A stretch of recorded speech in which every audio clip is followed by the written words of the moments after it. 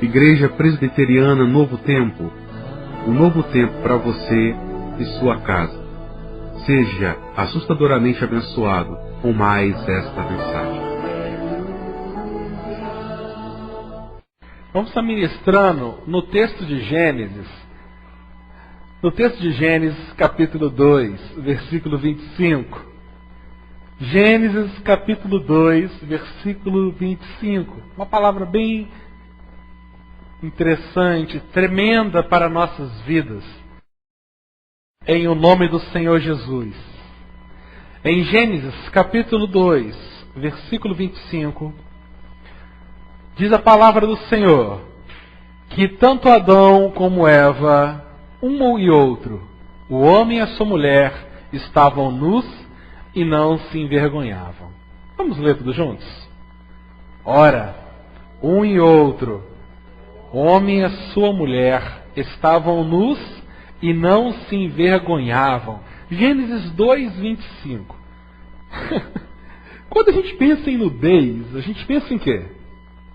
Falta de roupa, não é? Quando a gente pensa em nudez, estavam nus, a gente pensa em falta de roupa.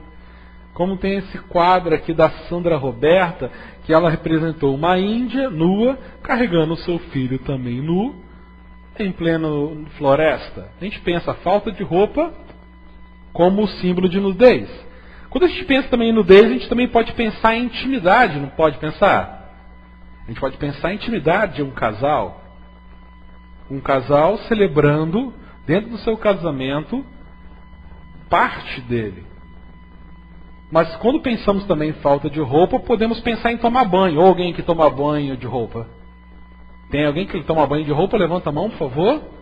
Eu não tomo, eu tomo nu. Creio que você também. Quando eu penso em nudez, eu penso também em tomar banho.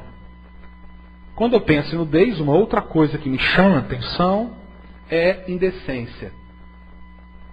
Sobre prostituição, pornografia. Só que isso é só para quem tem acima de 150 anos. Ouviu, Palmeira? Só acima de 150 anos, tá? E se porventura você chegar a 150 anos, vai ler mais a Bíblia e vai perceber que não é para ver. Mas, brincadeiras à parte, irmãos, quando nós falamos de nudez, nós pensamos tudo relacionado ao físico. Nós pensamos tudo relacionado ao corpo. Só que eu quero fazer um convite a vocês, esta noite, para a gente esquecer um pouco a visão de nudez igual ao corpo, nudez igual à falta de roupa. Eu queria convidar para a gente esquecer tudo aquilo ali. Nudez, falta de roupa, intimidade, tomar banho ou indecências, pornografias. Eu quero convidar você a pensar uma coisa além do relacionado ao físico. Porque Adão e Eva, eles não estavam defendendo o nudismo lá no Éden. Adão e Eva não estavam defendendo o nudismo como estilo de vida. Não estava dizendo, olha, nós somos naturais. Nu nasci do ventre da minha mãe, nu viverei e nu morrerei. Hoje temos uma onda de pessoas falando e ensinando tais coisas. Defendendo o nudismo em várias ocasiões.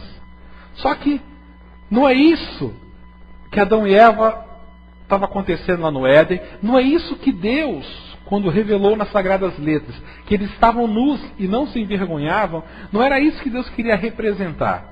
Como é que eu cheguei nessa conclusão? Porque quando a gente estuda o capítulo 3, se você está com a sua Bíblia aberta, se você começar a olhar o capítulo 3, eu vou trabalhar em cima do capítulo 3, a gente vai perceber as características pós-nudez. Nós percebemos 3 características muito bem definidas, 3 ações que aconteceram pós-nudez. A Bíblia não fala nada antes, no período da nudez, como eles viviam no Éden, mas a Bíblia fala o que eles perderam quando eles perceberam que estavam nus. Então nós conseguimos entender com isso que era muito mais do que física. Eles estavam nus e não se envergonhavam. Sabe quais são as 3 coisas que eles não se envergonhavam? A gente vai trabalhar versículo por versículo, fique tranquilo. Sabe quais são as 3 coisas que eles não se envergonhavam? Primeira coisa que eles não se envergonhavam era das suas emoções. Eles não se envergonhavam das suas ações antes do pecado. E eles também não se envergonhavam da sua fé. Adão e Eva, eles eram 100% pessoas transparentes. Adão e Eva eram 100% pessoas transparentes, pessoas sem cera, ou em outras palavras, pessoas sem maquiagem. Maquiagem. Olha o rosto dessa mulher aqui. Irmãos, dá uma olhada no rosto dessa mulher. Uma mulher normal, com um rosto normal, mas depois de só fazer uma pequena maquiagem, olha como ela ficou. Parece que é outra, não parece? Não teve tratamento, não teve Photoshop aqui nessa foto. Simplesmente uma foto antes, no salão, sem maquiagem, e uma foto depois, quando ela passou aquelas maquiagens, eu não sei os nomes, é pó de arroz, pó de feijão, sei lá como é que é. Que passou, ela lá ficou. Puxa, que legal. Adão e Eva, eles viviam umas características da nudez, e é nisso que Deus quer trazer para você. Quais eram as características da nudez de Adão e Eva? Por que é tão importante saber que Adão e Eva estavam nus e não se envergonhavam? É porque após a queda, com o pecado, e o texto no capítulo 3 fala que quando eles olharam um para o outro, perceberam que estavam nus, porque comeram do fruto da árvore proibida, porque eles comeram do fruto que Deus tinha falado para eles não comerem. A primeira atitude que eles tiveram pós-queda é que eles se esconderam de Deus. Olha o versículo 8 do capítulo 3. Do versículo 1 ao 7 fala da história que a serpente falou com a Eva, depois a Eva comeu, depois a Eva conversou com Adão, e Adão comeu, eles perceberam que estavam nus, e nus eles se envergonharam, eles pegaram alguns ramos e colocou na frente do seu corpo. Só que no versículo 8 fala que naquele dia, quando soprava o vento suave da tarde, o homem e a sua mulher ouviram a voz do Senhor Deus, que estava passeando pelo jardim. Então, Adão e Eva se esconderam de Deus no meio das árvores. Gente, Adão e Eva, após o pecado, as emoções deles ficaram totalmente cobertas. As emoções deles começaram a usar máscaras. Adão e Eva começou a usar máscara na sua vida para viver. Adão nem Eva eram autênticos mais na sua forma de viver. Eles pensavam, peraí, eu vou me esconder um pouco, vou fazer um pecado escondido, que eu acho que Deus vai acabar desistindo de me procurar. Mas o texto diz que Deus insistiu, perguntando, aonde vocês estão? Aonde vocês estão? Quando eu leio isso, eu percebo que Deus criou tanto Adão como Eva para serem espiritualmente, emocionalmente nus. Pessoas que eram transparentes, mas o pecado encobriu-os. O pecado encobriu todas as emoções de Eva, todas as emoções de Adão. Eles começaram a viver de forma triste. Eles ficaram com medo de falar. Eles ficaram com medo de demonstrar quem eles eram. Algo diferente de nós hoje em dia. Algo diferente de nós que não temos coragem de expressar aquilo que realmente somos na frente de algumas pessoas, porque temos medo de perder emprego, ou arrumar uma briga, ou uma situação complicada.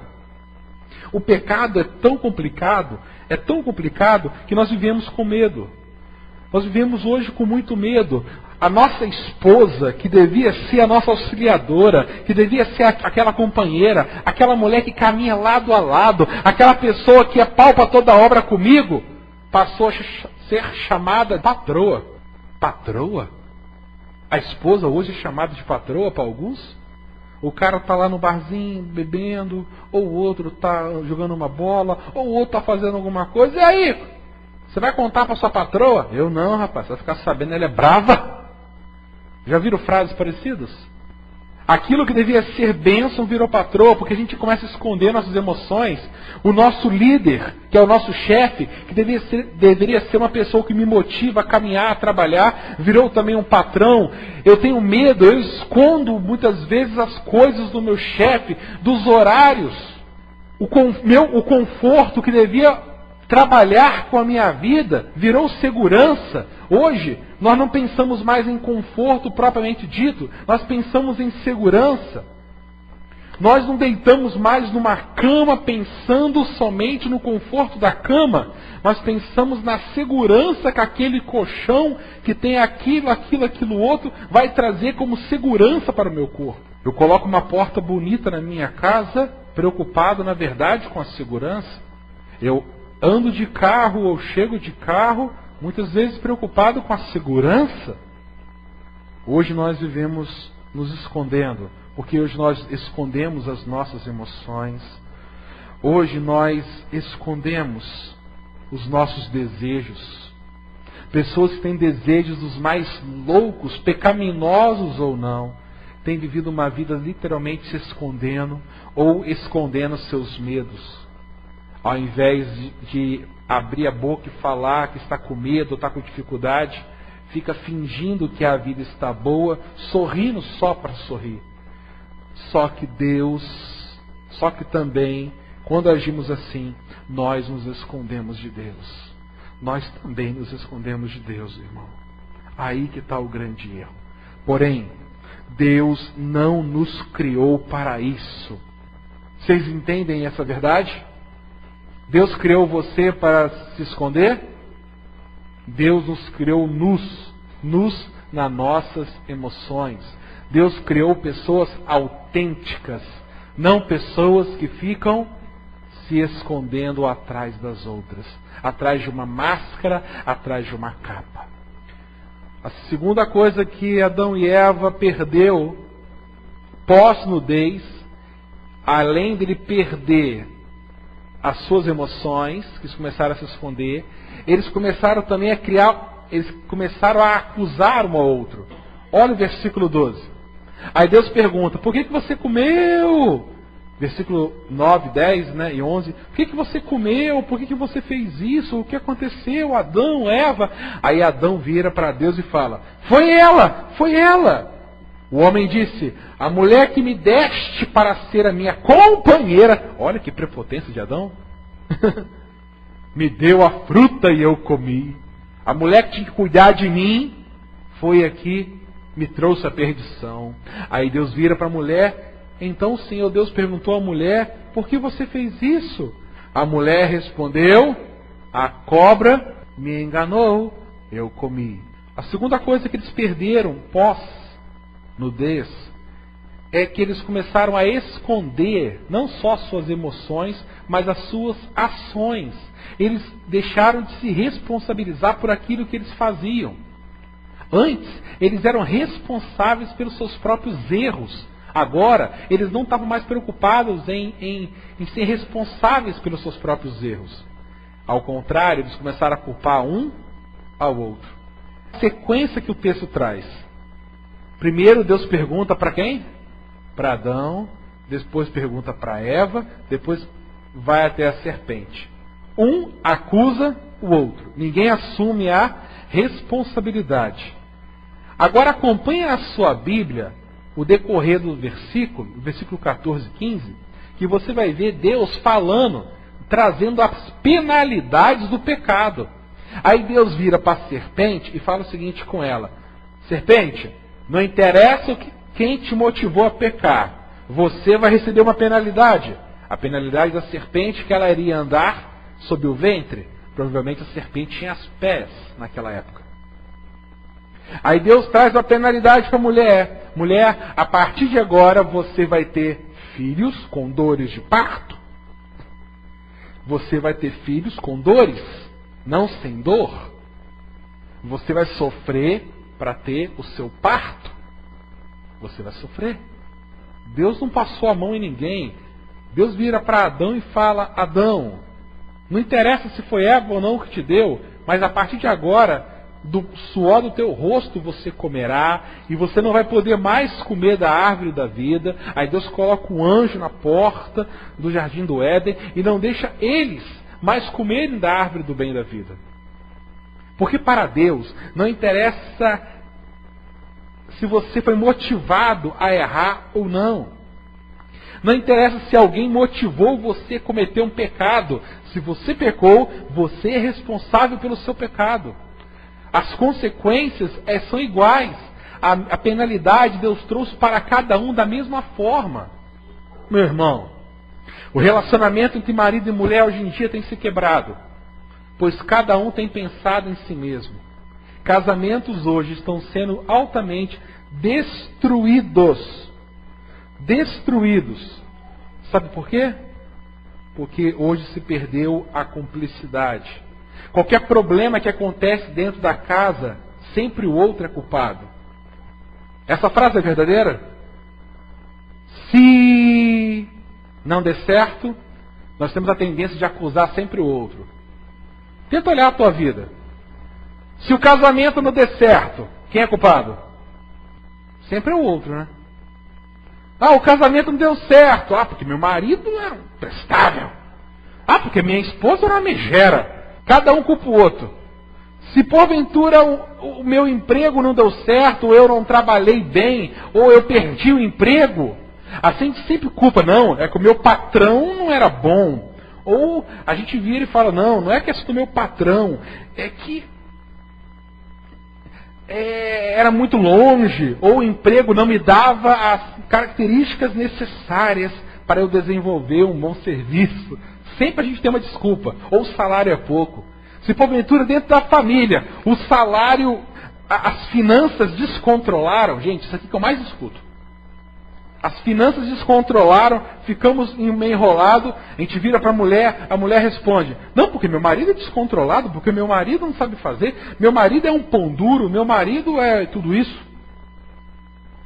A gente vira para o marido: o que aconteceu? Aí o marido fala: não, que a minha mulher é uma gastadora, que a minha mulher gasta, ou a minha mulher é uma miserável, a minha mulher não trabalha, a minha mulher só fica em casa. Já viu essa desculpa? Sempre o outro é culpado. Até as crianças, os adolescentes entram nessa história. Filho, por que você tirou nota baixa? Ah, mãe, não me dou bem com a minha professora. Ah, mãe, você não entende, aquele colégio lá tem muita gente ruim. Ah, não, meu filho teve nota baixa porque o colégio não é bom, a professora não é boa. Sempre nós gostamos de colocar a culpa em outro. Nós criamos desde Adão e Eva, desde a pós-nudez, nós criamos uma tendência de culpar, de criar uma desculpa acusatória. Foi o desejo pelo pecado que nos motivou a errar. Foi o desejo pelo pecado que nos motivou a errar e a buscarmos uma justificativa acusatória. Porém, Deus não nos criou assim. Deus, quando nos criou, Ele nos criou nus para nossas emoções e nus também para as nossas ações. Deus criou pessoas que eram responsáveis por suas ações, que não jogava a culpa sobre outro, porque Deus não muda. A penalidade de Deus foi para cada um, mostrando que Deus não muda. Você pode acusar quem quiser que te ajudou. Você pode falar que foi o demônio que te tentou. Você pode falar o que for. Deus não muda. Deus, Ele cumpre a sua palavra e cada um é responsável por si. A terceira coisa que percebo que eles perderam pós-nudez foi uma fé. Eles ganharam, na verdade, uma fé comprada. Diz o texto no versículo 21 e 22. O Senhor Deus fez roupas de pele de animais para Adão e a sua mulher se vestirem. Então o Senhor disse o seguinte: agora o homem se tornou como um de nós, pois conhece o bem e o mal. Aí continuando no capítulo 4, Abel pega o seu primeiro animalzinho e sacrifica ao Senhor em culto. A partir dali, o relacionamento homem e Deus era um relacionamento sacrificial. O homem tinha que comprar a tua salvação. O homem tinha que criar uma fé comprável com Deus. O homem teria que fazer algo para ser salvo. O homem tinha que se tornar perfeito para ser salvo. Não é essa a condição que no Deuteronômio nos ensina? Sede, pois, santos, como eu sou santo. Como podemos entrar no céu sendo 100% santo? Essa foi a consequência pós-nudez. Só que no Éden, o que Adão, o que Eva faziam para a sua salvação? Nada. Porque ele sabia que tudo vinha de Deus. Ele sabia que foi Deus quem criou tudo. Ele sabia que era Deus que quis se relacionar com eles. A Bíblia em nenhum momento fala que Adão e Eva pediram para Deus para que os visitassem. Não, a Bíblia fala que Deus queria vir e Deus vinha visitá-los todas as finais de tarde. A Bíblia mostra que Adão e Eva simplesmente gozavam das bênçãos, porque eles comiam do fruto, eles bebiam da água, eles usavam os animais para eles mesmos, eles não faziam nada.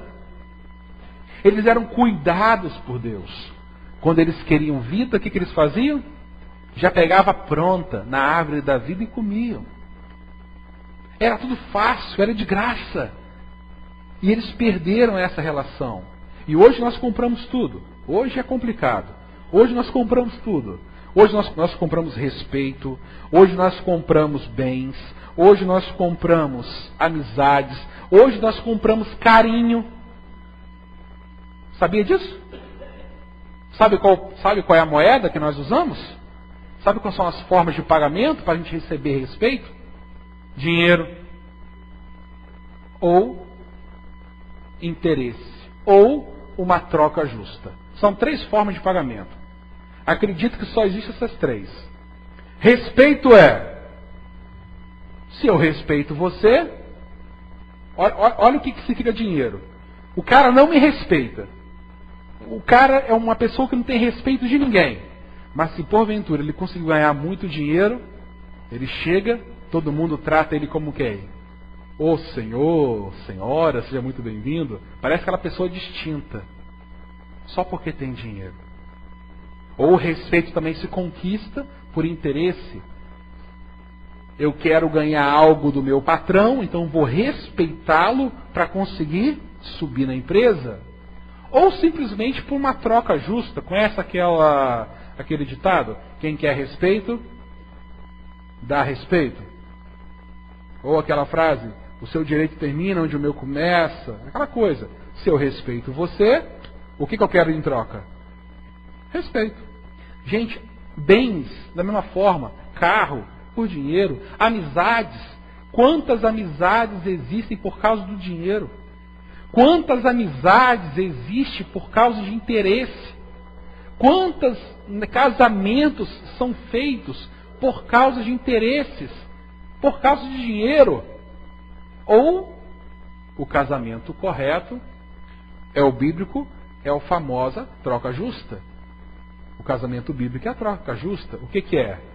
Eu amo a minha esposa como Cristo amou a igreja, e ela faz o que comigo?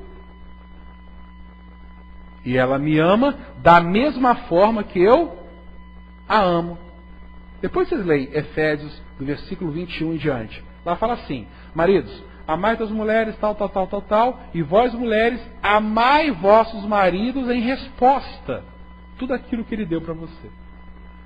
É uma troca justa. Gente, porém Deus não nos criou assim. Deus nos criou nus e sem vergonha da nossa fé. De uma fé gratuita e totalmente dependente. Antes, nós não fazíamos nada para sermos salvos. Hoje, temos que fazer tudo para sermos salvos. Espera aí. Então, qual é o desejo de Deus para o homem? Que voltemos com as características antes da pós-nudez, ou seja, na categoria antes do pecado. E aí que entra Jesus na história. Quem é Jesus? O que Jesus Cristo fez?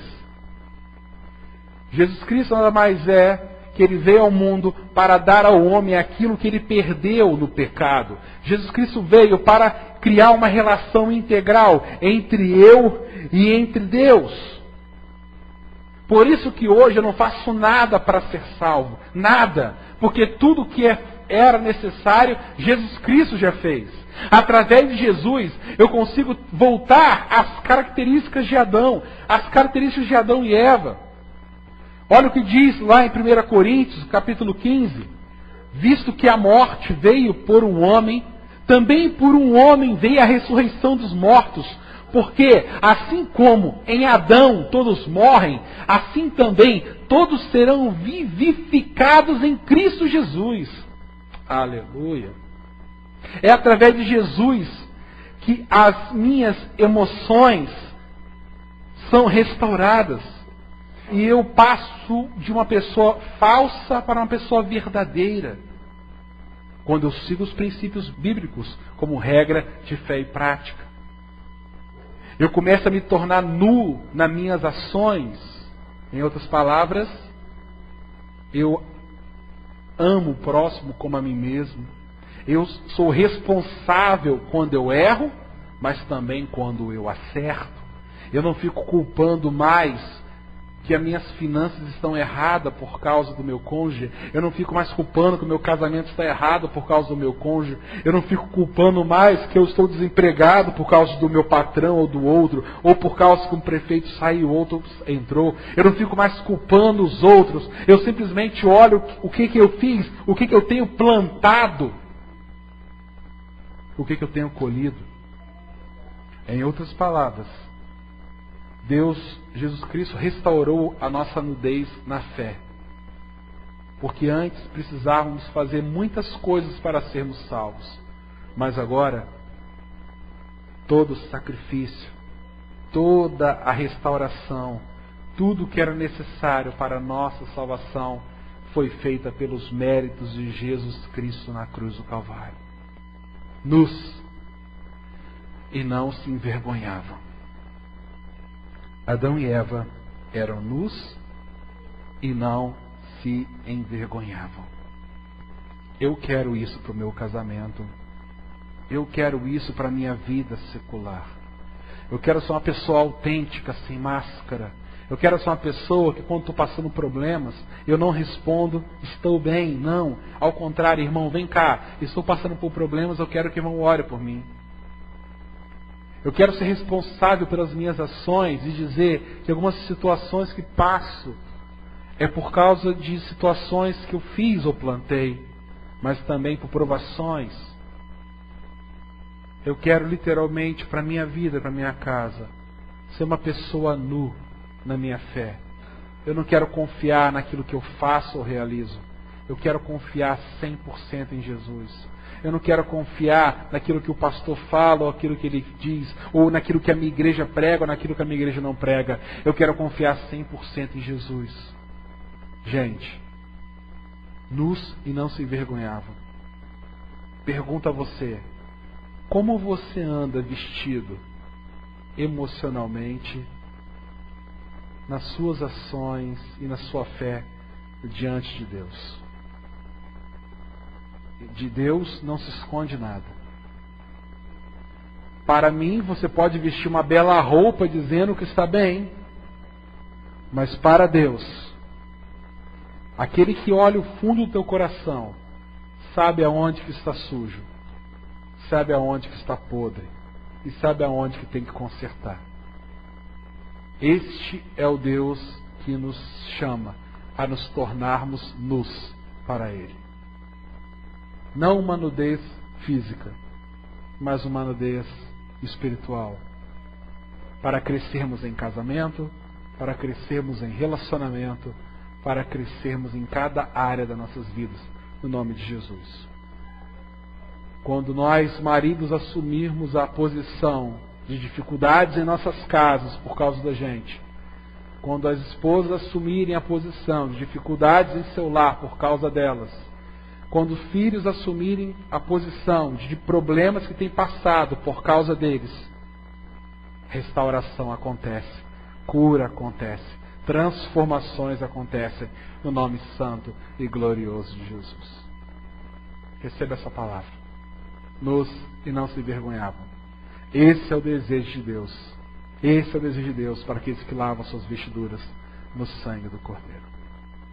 E isso é Jesus. Jesus morrendo para nos dar vida e a nós de forma abundante. Esse é o Jesus que morreu para me salvar e te salvar. Esse é o Jesus que tomou sobre si as minhas dores para me trazer vida e esta vida trazer em abundância. Este é Jesus que morreu por mim, morreu por você.